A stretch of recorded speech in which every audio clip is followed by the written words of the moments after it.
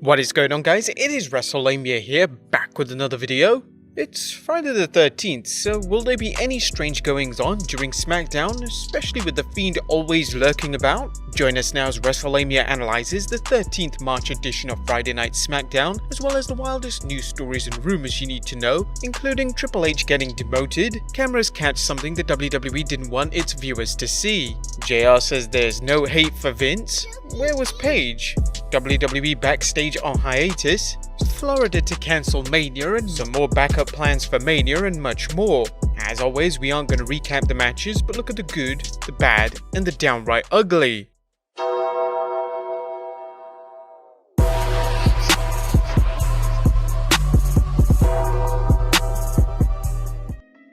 Be sure to subscribe and hit that notification bell for daily wrestling videos.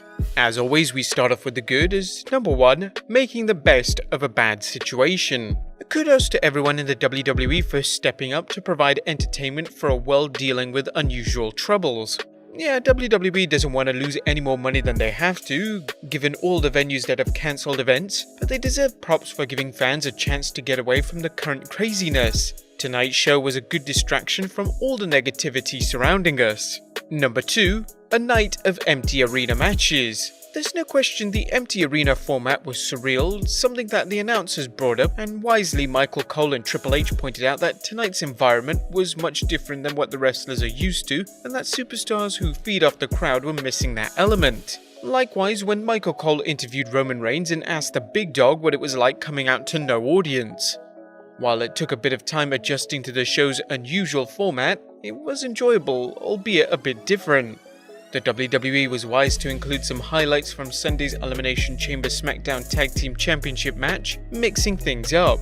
Number 3, adapting to the empty arena.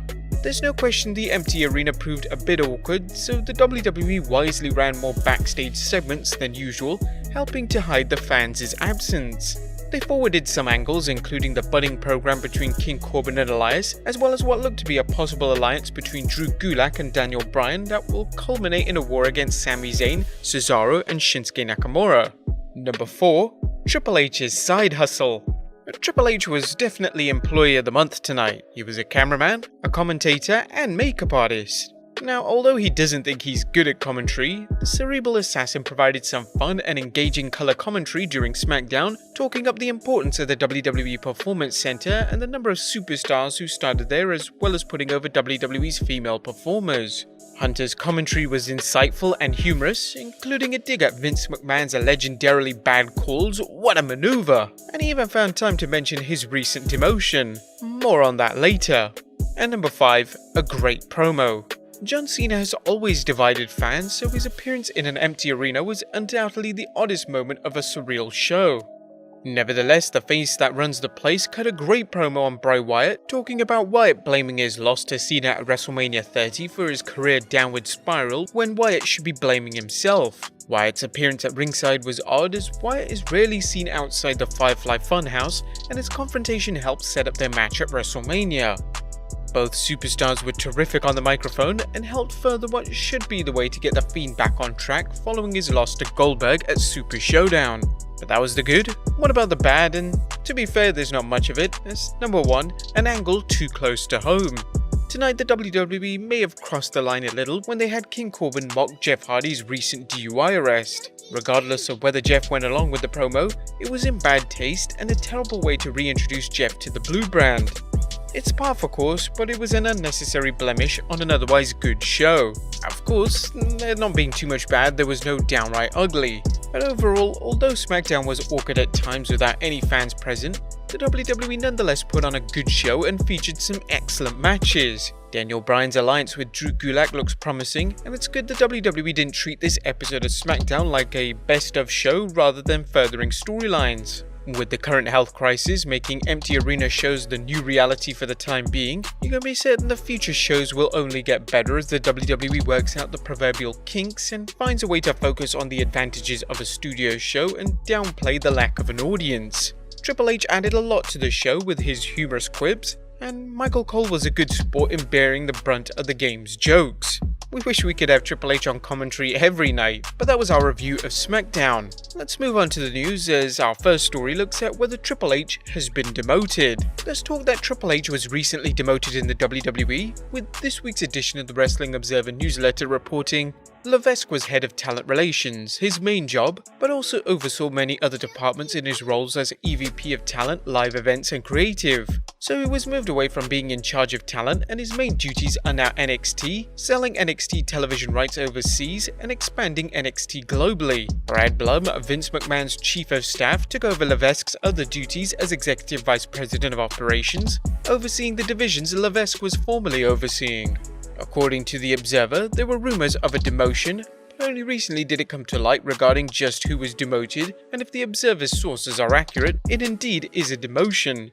It's a change. There are those internally and externally who have called it a quiet demotion. The labeling of his new title gives the impression that he's the guy negotiating with talent, but that is one of the things he was removed from doing. Mark Carrano no longer reports to Levesque, and now reports to Blum. Either way, it is curious that this was kept quiet for nearly 4 months. Interestingly enough, Triple H referenced the demotion during his commentary on SmackDown, telling Michael Cole he's doing more jobs than ever since his demotion. Next up, Jim Ross has no hate for Vince McMahon. As we detailed in our recent video on times the WWE shamelessly made fun of a wrestler's or wrestling personality's illness, the WWE made some downright crude attacks on Jim Ross on air. Nonetheless, the WWE Hall of Famer and current AEW announcer doesn't seem to be holding a grudge against Vince McMahon. During a recent episode of his podcast Grillin' JR, Ross clarified that there's not a hate thing with Vince and I whatsoever. We just had both good, strong, passionate views on aspects of the business that we personally believed in that clashed at times. JR hinted that McMahon may have had some bad influences around him. And then he was influenced by those that, he's easy to lead the wrong way. And he can take a wrong turn in the road. I think he did with me a couple of times, and I think I did with him a couple of times as well. There's no word on whether Ross discusses this at length in his upcoming book, Under the Black Hat. Next up, Salvaging Wrestlemania 36. Will the show go on with Wrestlemania 36 just 3 weeks away and the current health crisis leading to various cancellations of public gatherings? While Mania hasn't been cancelled yet, it appears to be likely, and yet the WWE does not want to lose out on its biggest show of the year. One possibility would be to postpone the show. Justin Barrasso of Sports Illustrated posted another possibility for saving the WWE show of shows, noting how the WWE stock has taken another hit following a statement to shareholders about the health crisis's effect on WWE events. There is a tremendous amount of money at stake, which became even more clear when WWE stock nearly dropped 17% on Thursday to $32.50 per share, its lowest in over 2 years. Moving to a pay-per-view platform on ESPN Plus would allow the WWE the chance to recoup losses from refunding tens of thousands of tickets, and from the potential loss of advertisers, which is an advantage the subscription-based WWE network does not provide.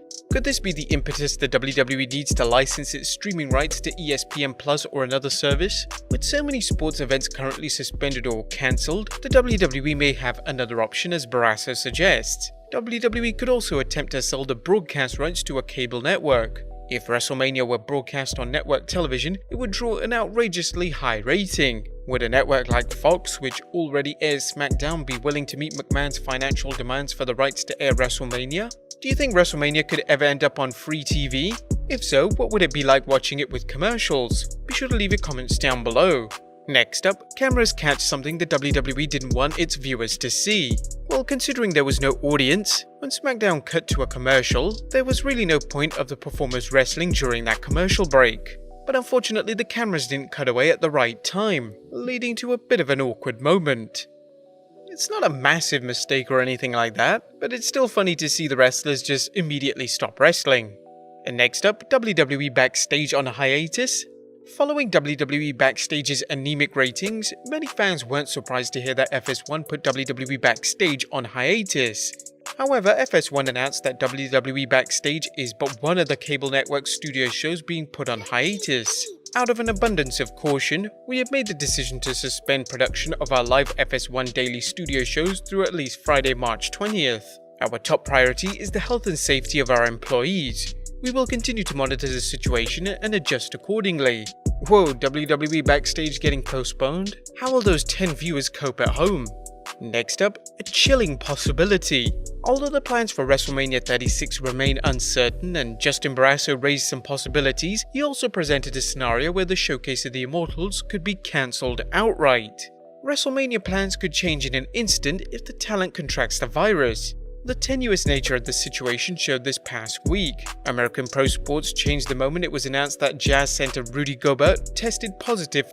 If Gobert were healthy, would the NBA still be playing? The NBA suspending its season was the first domino, with the NHL, MLB and NCAA all following suit. That is one situation where no one knows what would happen except Vince McMahon. Although wrestlers might refuse to work Mania if one of their colleagues became ill, these are the same wrestlers who vowed never again when it came to working in Saudi Arabia, yet returned to the country for the recent Super Showdown event.